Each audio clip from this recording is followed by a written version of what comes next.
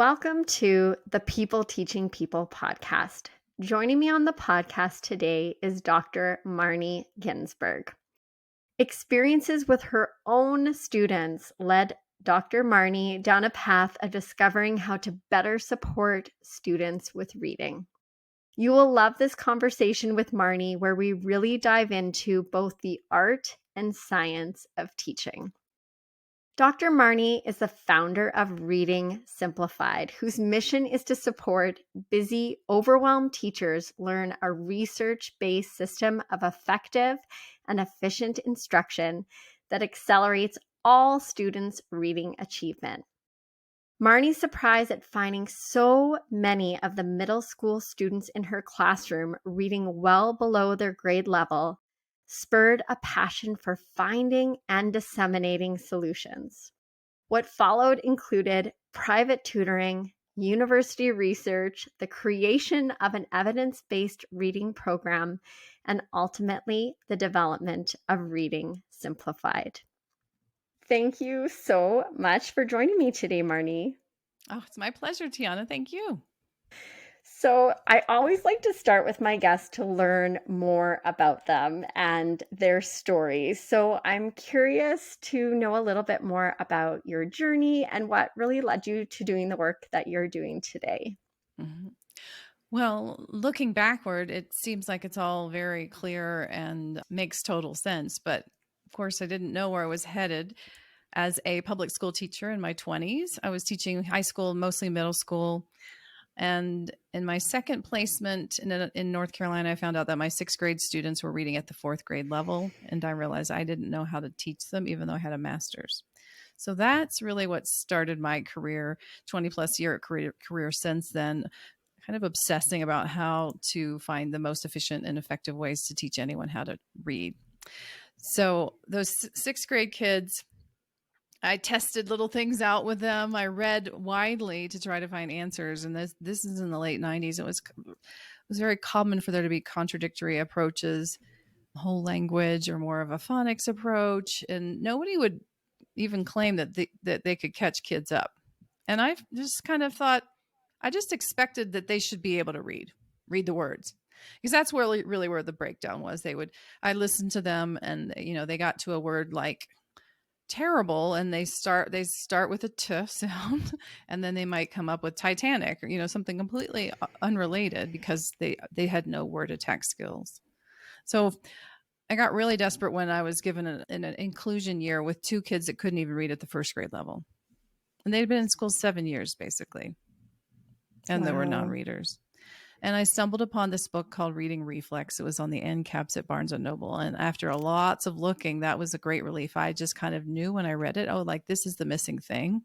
It was definitely going to be teaching them decoding using phonics, but also tuning their ear into hearing the individual sounds and words, which is called phonemic awareness, which I now know reading researchers have indicated is a strong marker of what allows for a child to succeed early in their word reading journey. And also it's highly teachable. So those two kids got great success, and they moved up over 3 years with me just kind of catching them catch as catch can before, during, and after school. And that made me realize there is a problem that I didn't know what to do. And I'm not alone. There's a lot of teachers like me. So I wanted to just focus on helping kids get to be able to read well. And so I tutored for a long time, had really outstanding results with that were different from what I was seeing around me in a whole language and then balanced literacy environment. So I went to the University of North Carolina to learn more. And while I was there, I had the strange opportunity to lead the development of an intervention. A professor gotten this large grant from the federal government, and she was a language person, but she needed a reading person to develop it. So in the end, mostly I did that. It became known as the targeted reading intervention. There have been multiple journal articles about it. We get effect sizes of 0.3 to 0.7. It's on the What Works Clearinghouse.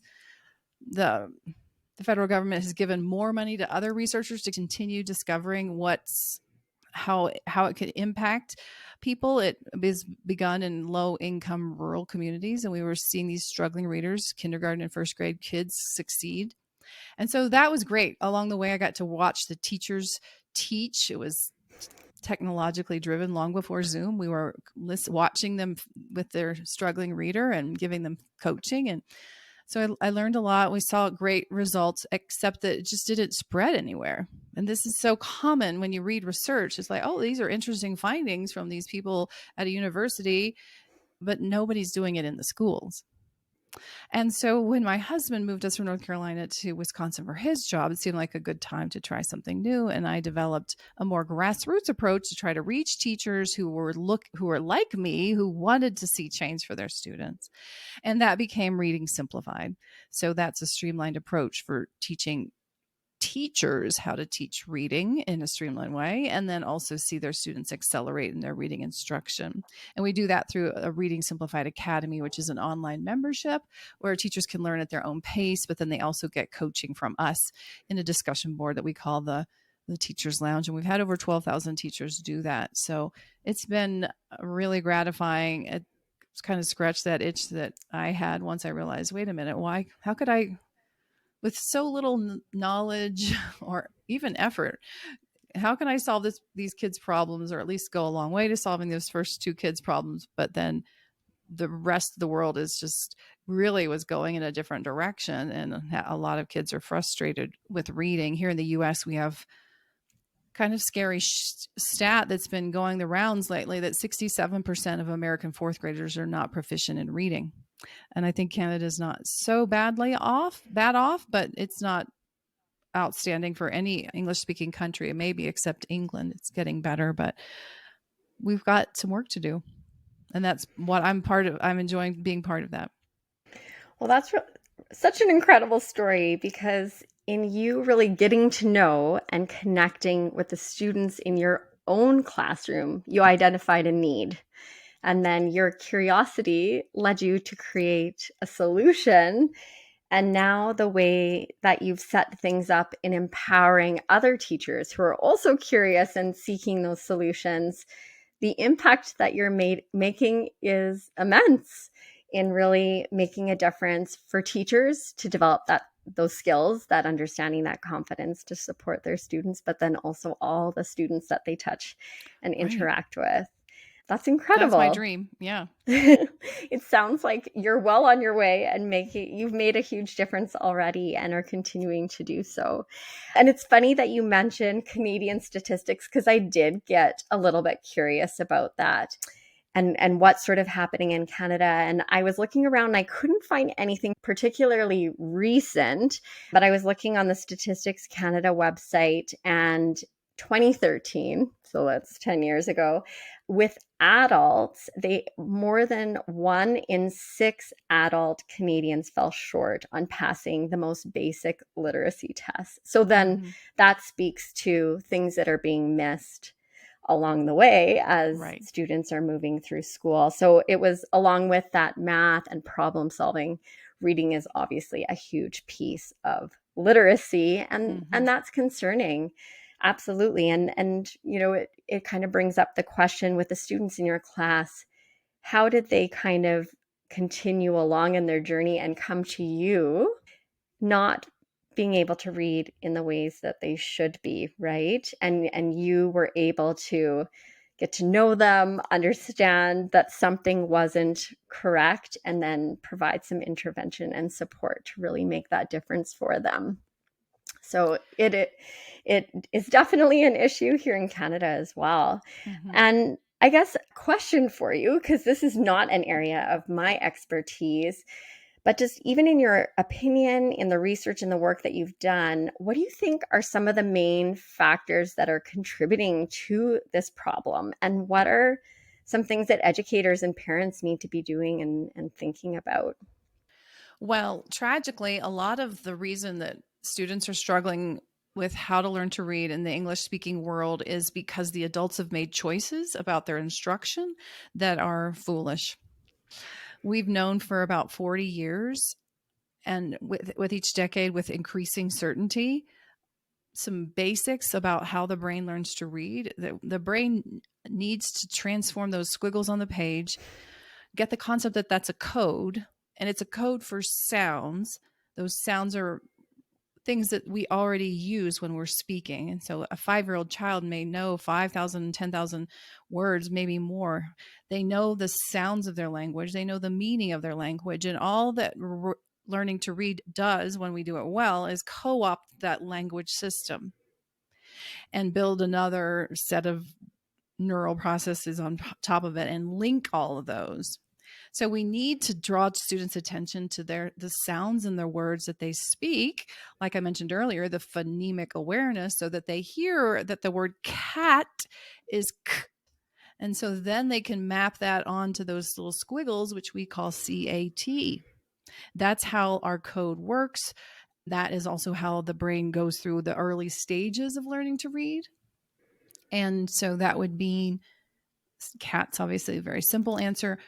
A simple example, but in the word show, it's 4 letters, but it's just 2 sounds. We have to understand that sh is the SH and O is the OW.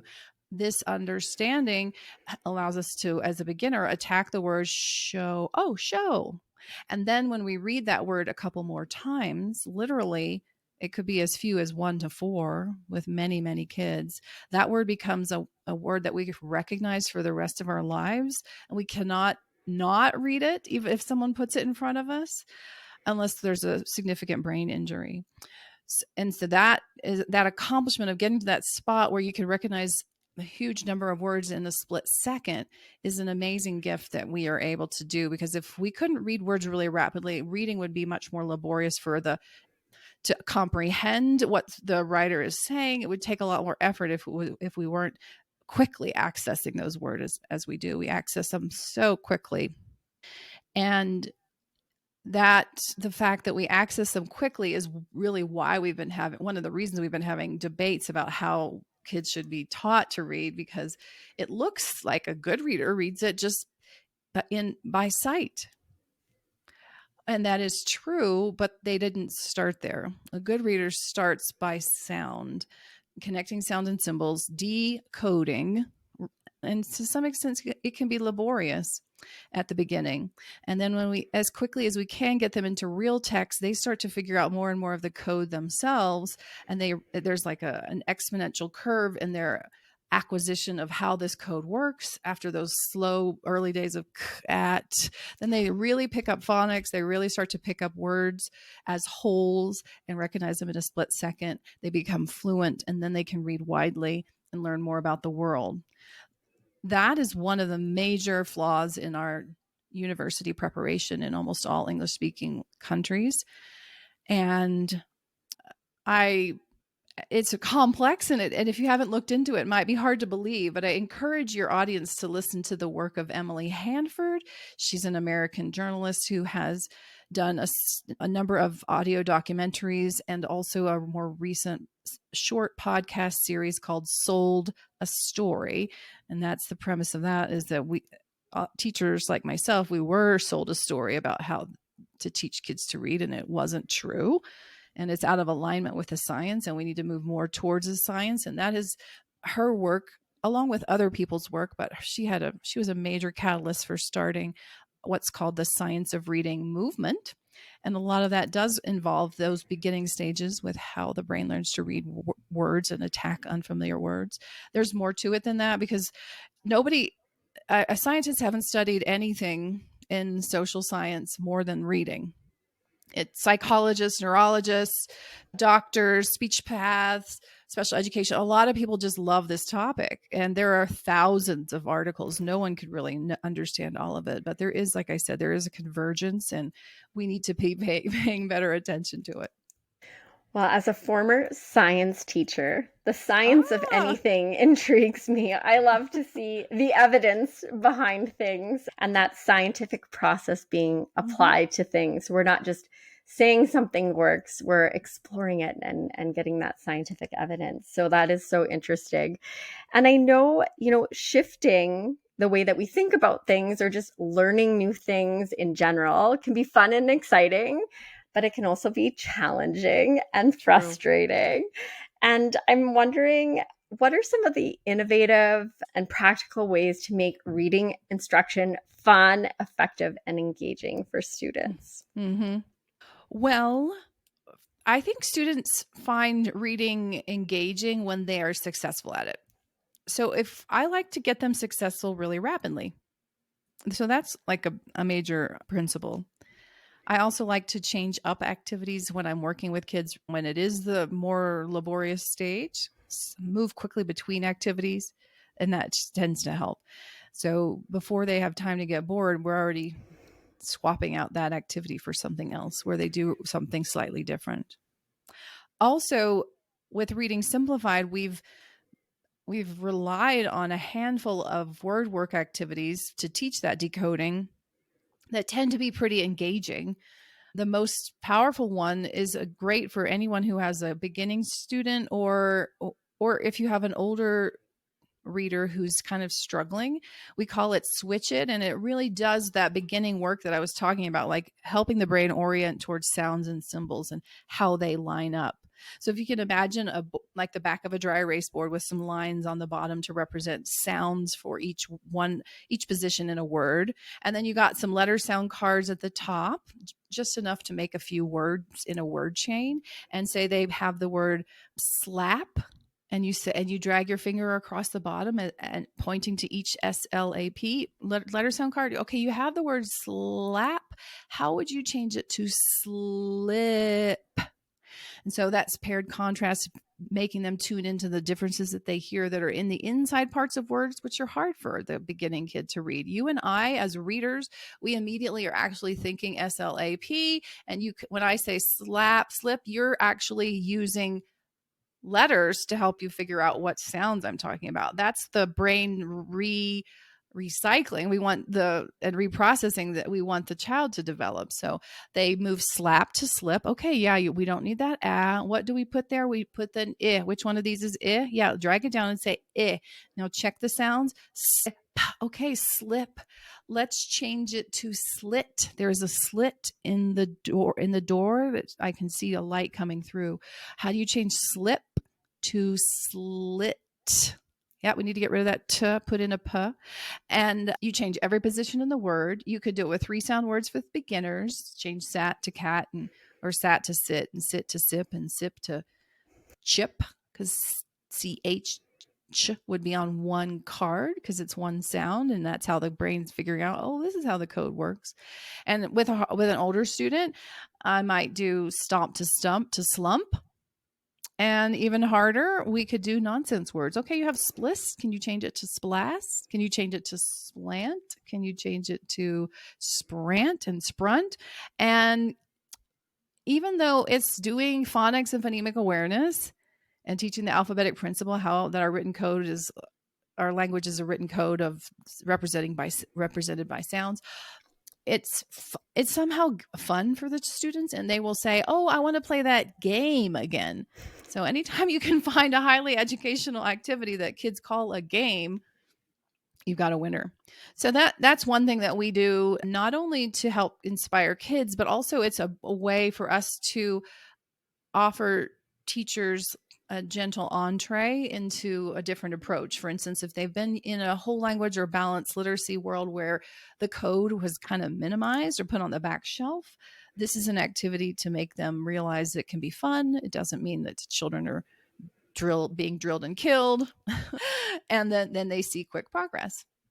That's fantastic. I love, gamification, of course. Anything that's presented as a challenge or a game gets children and adults more interested, I think, rather than just sort of information coming at them. It's a problem to solve. Right. And as you mentioned too, those little wins, right? If the goal or the win is going to be after, hurting your brain, I think one of my kids at school, they would have these math challenges, and they were actually called like hurt your brain math. So if it's like hurt your brain reading and they're struggling through and they're not experiencing those little wins, you're not chunking that information or scaffolding the process. Right. It can be so overwhelming and difficult. So those are fantastic strategies to keep in mind. And I love how they're such a big part of the program that you've created and how you're supporting both teachers and students in putting things into practice.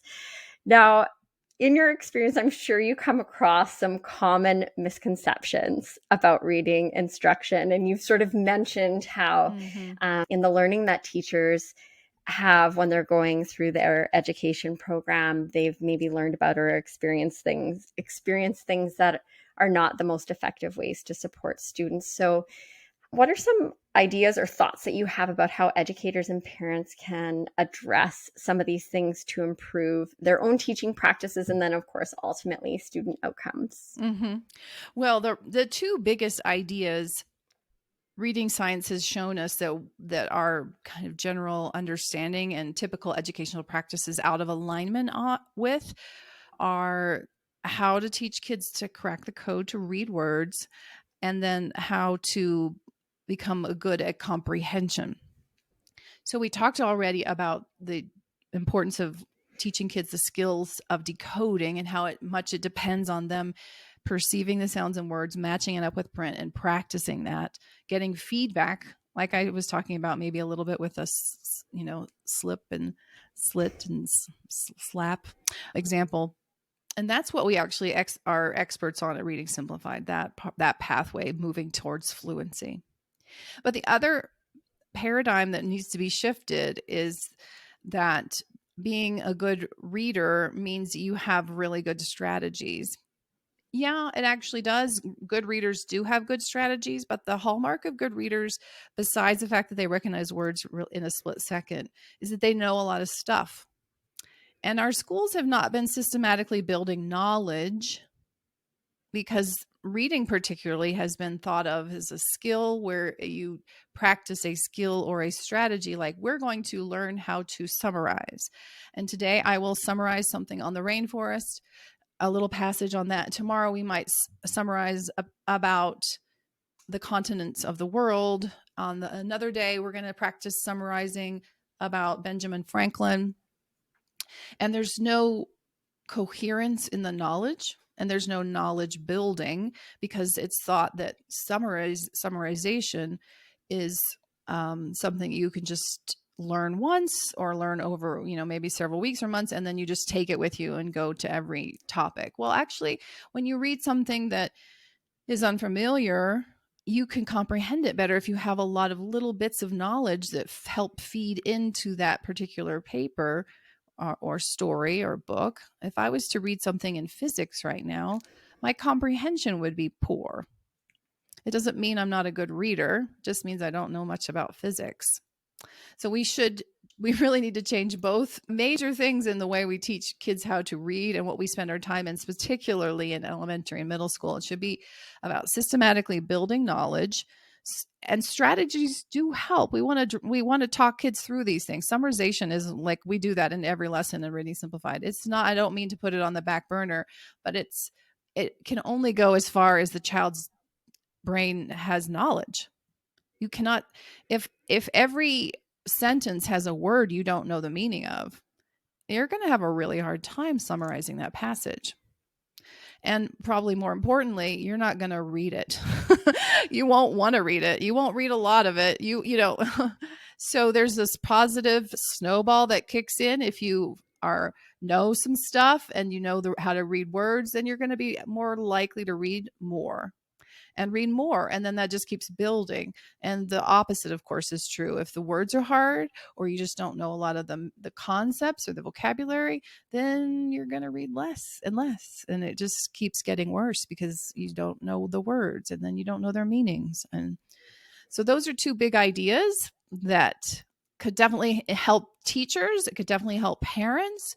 And even if you want to expand your reading and learn more about the world, consider, is it recognizing the words, or do you want to just build your knowledge, and maybe you want to build knowledge in a particular area? And that's what I'd love to see teachers doing for students, and parents doing for children.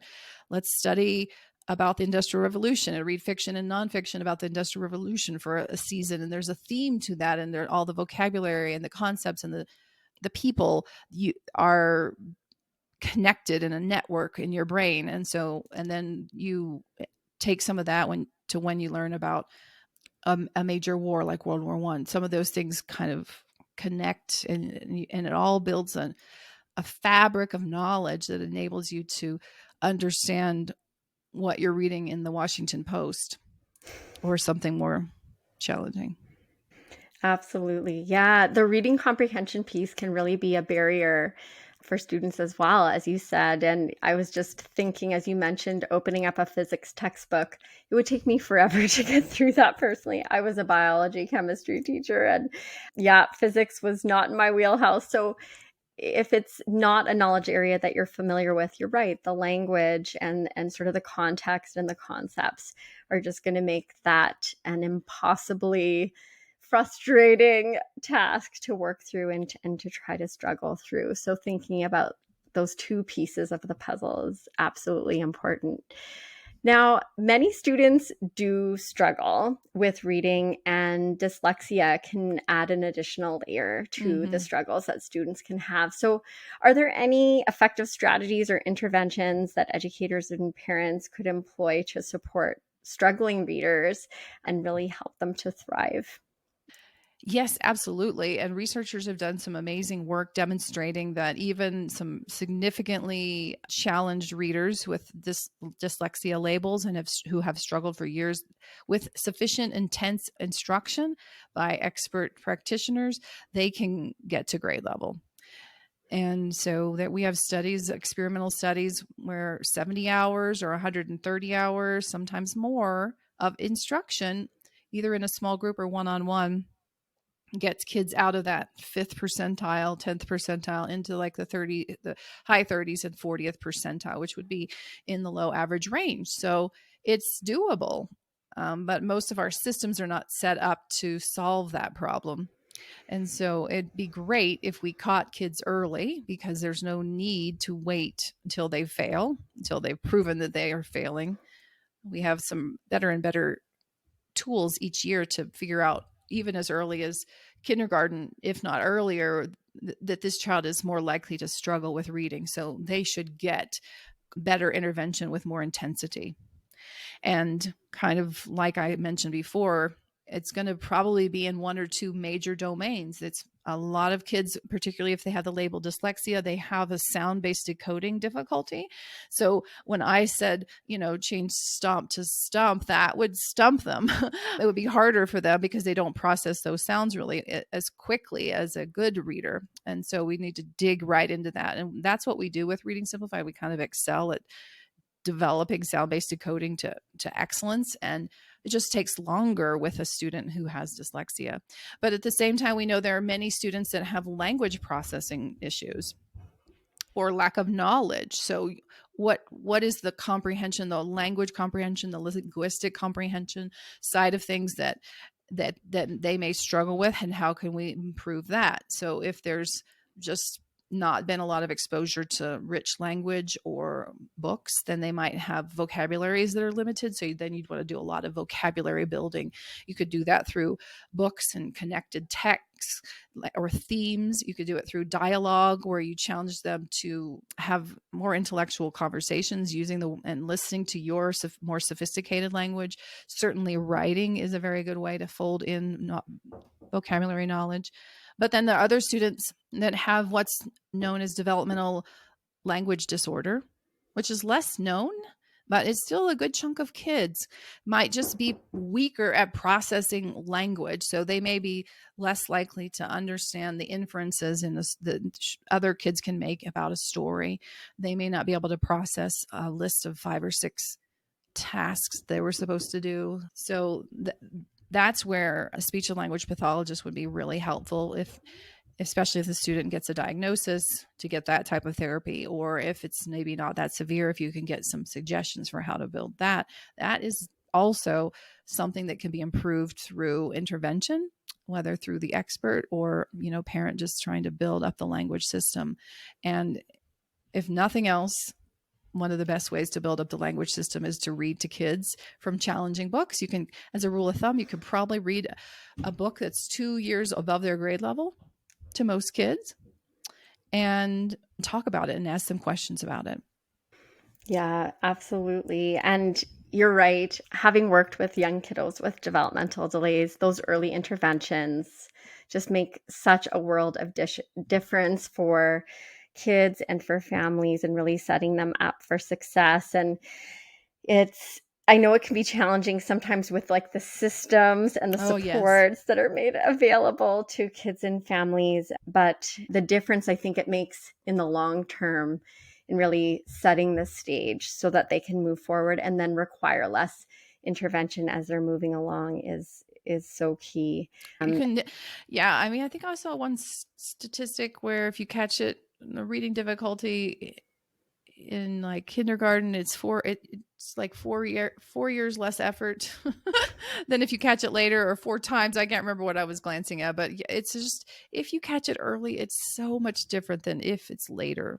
It's such a waste of human capital when we just drag kids along with a struggle in language or literacy, when those are the essential elements of succeeding in school, which allows them to succeed in life.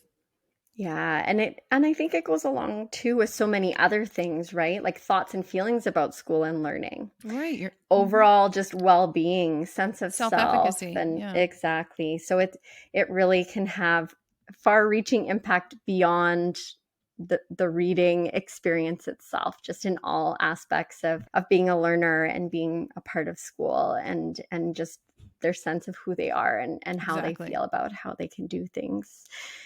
Now, as a teacher, it's being a teacher is a complex, interesting, wonderful, all the things type of profession. And teaching has often been described as being both an art and a science. And how we talked a little bit about this, but how do you feel that reading instruction specifically is both an art and a science? Well, the science, I hope I kind of made the pitch there for science in the beginning. We Absolutely. do know a Yes. lot about how the brain learns to read, and there's experiments that have shown, for instance, just like explicitly teaching phonics or just kind of reading a lot to kids. Reading a lot to kids ain't going to cut it. You have to teach them how the code works. We know this through experiments and brain scans and from multiple fields. So that's an example. There's other examples of something that's kind of well known. But that doesn't tell me what I'm supposed to do with Molly on Monday or Tommy on Tuesday.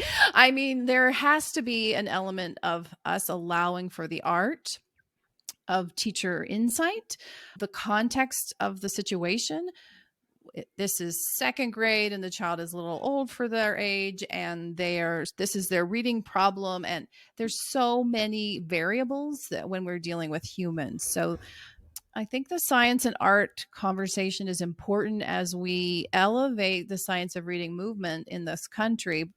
We need to understand that there is a really strong number of positions that one can take that are in alignment with the science, and we have a history of not doing that.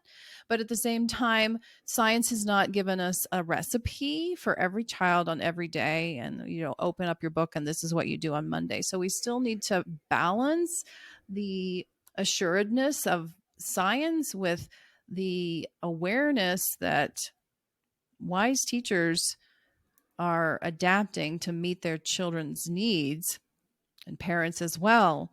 None Most parents can probably attest to the fact that they don't treat their firstborn exactly the same way they treat their thirdborn. It's not because they're being unfair. It's because each child has unique needs at different times of their lives. And so that's the art part.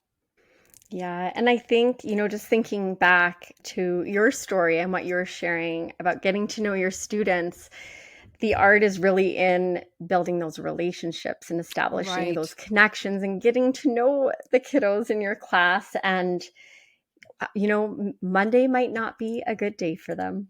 And maybe Tuesday's better because we all have our own stories and contexts and bigger picture that we're bringing with us. And definitely there are some amazing teachers out there who just really do get to know their kids and have really, in many ways mastered that art of building those connections and then applying that great science of teaching instruction with It's the a kids tricky that they're working balance. with. Such a tricky balance. Mm-hmm. Yeah, and then we're going through our own things as well as teachers, right? Well, There's always especially in that this, too. if they're particularly the science of reading movement is hitting the elementary teachers, particularly Yeah. K2, but it's not just them, but it's hitting them really hard. They're in the middle of teaching, and they're supposed to be upskilling into like an approach that's 180 degrees from what they've always been told. It's very daunting. So Yeah. they need to have grace for themselves, and then know that some of the things that they learned were certainly good along the way, and they can trust their gut to some extent, as they also learn more about how reading develops in this example. Yeah, and just like yourself, and it really speaks to how those fantastic teachers are really those lifelong learners, right? They're living the teaching experience day to day, but they still have that curiosity to want to learn more and do better and really challenge themselves to work with their students in the best way possible with new knowledge, new opportunities, new ideas that are coming to them, which is hard because it can be easier just to keep doing the same thing. But it in many ways, it can be harder to not, because you're not making the difference or seeing the impact that you're seeking. So it's great that you're providing that incredible support to teachers and creating that community for them where they can, as you said, there's a bit of a forum so that they can ask their questions Mhm. and support one another there, as well as getting that, solid scientifically backed information and those strategies to be able to work with their teachers. So, a question about you. I want you to think about or share with me, who is a favorite teacher of yours, or what is a learning experience that really impacted you in some way, and why does that person or experience really stand out for you? Mhm.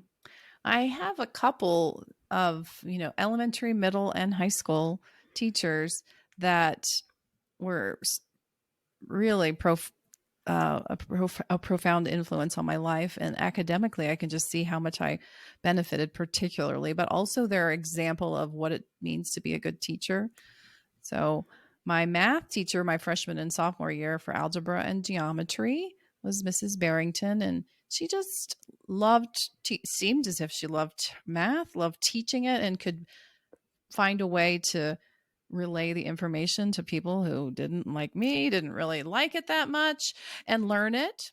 But she also cared for the individual, and she had high expectations. It's like throwing all those things in the pot and coming out with something really that tastes delicious in the end is tricky. Like, how do you have high expectations and be compassionate for children who are dropping the ball? So I learned math really well, and I actually did well on my SAT in math, even though, like I said, it's not really the thing I like. And I give her a lot of credit for that. But also, I saw that example of just the passion for pedagogy Hmm. and people. Yeah, the two together. Mhm. Absolutely. And it sounds like in the work that you're doing and in the work that you've done as a teacher as well, her example really influenced the way that you approach your own teaching and working with students and with your coaching as well, which is the impact of teachers often goes far beyond the experience itself. Indeed. Now, when you look back at your journey, so it's been interesting to learn more about it and how you've come to be where you are. What is something that you're most proud of? Well, building Reading Simplified from nothing, I had no business background, and that it works, what is really, really what I'm most proud of. Because 20 years ago, when I taught those kids how to read, and then I started tutoring and I was teaching kids left and right, nobody cared what I had to say. So persuading other people and then having them not only accept your ideas and then implement it and get results, that's been 20 years plus of trying to figure that out, you know? And so I had to figure out how to create a business, how to market, how to persuade people, and then also make sure that I didn't overwhelm them and it was really simplified. How could you, but it's, there's actually a famous statement that says teaching reading is rocket science. So if it's that complex, how can you actually reduce it for people that are in the Cook Islands or California or Canada, and I don't know them, and I can still reach them through this online portal, and then they get results. That's kind of like a delivery dissemination dream, really, I guess, because the previous thing I had done at, like I said, at the University of North Carolina, it was great to see what that impact was and in those schools, but it just didn't spread beyond those schools. So how do you get an idea out of something that's efficacious and then scale it? And that's still ongoing, but so far it's been really a pleasure because every day we get multiple anecdotes from teachers saying something as simple as like, oh my gosh, switch it, totally turn my student on to this, or no, it's been 4 months and now my kid's reading, whatever it is that they are on in their journey, they're getting these results, and it's really gratifying. And it all started with something that you were identifying, observing, experiencing in your classroom. Yes. And now it's making a difference for others. So that's incredible. Mm-hmm. Thank you. I have a few rapid fire questions for you. So the first is, what is something that you would love to learn about or something that you would love to learn to do? Oh, I keep having this vision that I'm going to relax by crocheting, but I can't get there. Something is always interfering. So that's my next hobby I need to pick up. What is a place that is at the top of your travel bucket list? I would love to take an Alaskan cruise and see the glaciers, and haven't been out on the northwest coast of North America. That would be beautiful. What is a book, podcast, movie, or TV show that you've enjoyed recently? Well, I'm just going to second my pitch. Please go listen to Sold a Story. Everyone who's concerned about education and the future of our citizenry should listen to it. But I think I really, really enjoyed a Netflix TV show called Extraordinary Attorney Woo, I think is what it was called. It's a Korean drama. I had never seen one before. And she's autistic, and she's also a award-winning, like at the top of her class in law school, and she starts her law career. What an interesting setup, and it was very interesting for me. My daughter is going to law school too, so it seemed timely for me to watch that and to see the interesting perspective of an autistic person interacting in society, but Amazing. Succeeding.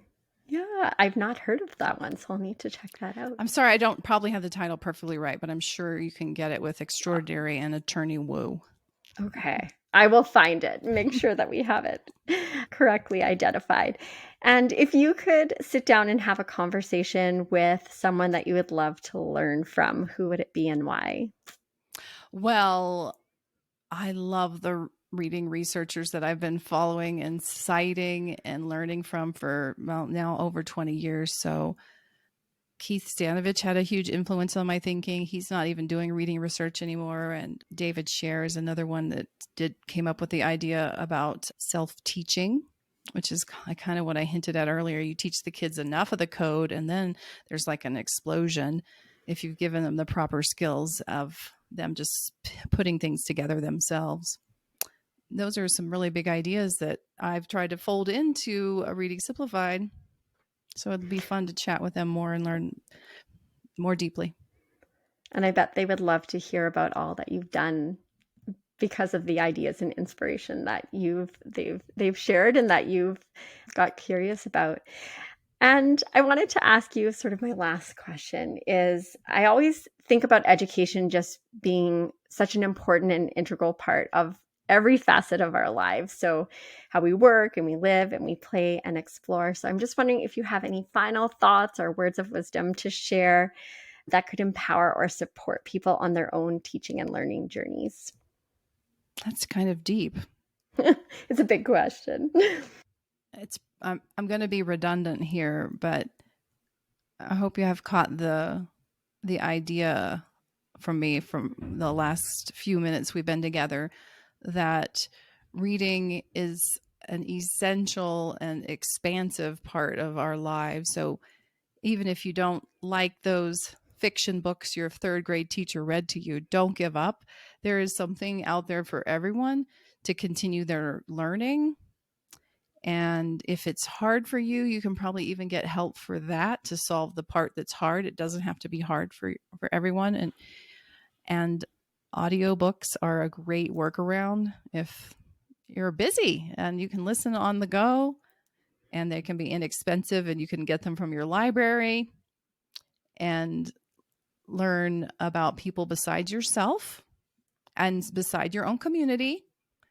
So that leads you to be a better, more compassionate person. And also it gives you so many ways in which you can improve your career or help build up the people in your family. So please, if you're not a voracious reader, reconsider that. I love that. I love that. So, Marnie, I want to thank you so much for sharing your story and words of wisdom with us today. If our listeners want to learn more about you and all the things that you're up to, where are the best places to find you? Definitely at readingsimplified.com. You can find out a little bit more about me, sign up for anything there. We have lots of gifts for people to want to test out these activities like Switch It, and those emails would come to me. So we also are in lots of social networks like Facebook and Instagram and a little bit on Twitter. If you want to try out Switch It, you could go to readingsimplified.com/switch it, and you could see examples of it in practice, and you can get word lists, sample word lists, and how-tos, and just go play that game with a 5-year-old who's just learning, or a 4-year-old who's just learning, or an older student who is really frustrated about reading. They may have a way of unlocking some about how the code works for them. That's fantastic. I'll make sure to share all that in the show notes. Thank you so much for joining me, Marnie. It was really nice to connect with you and to learn from you. Oh, thank you. You've been a really gracious hostess.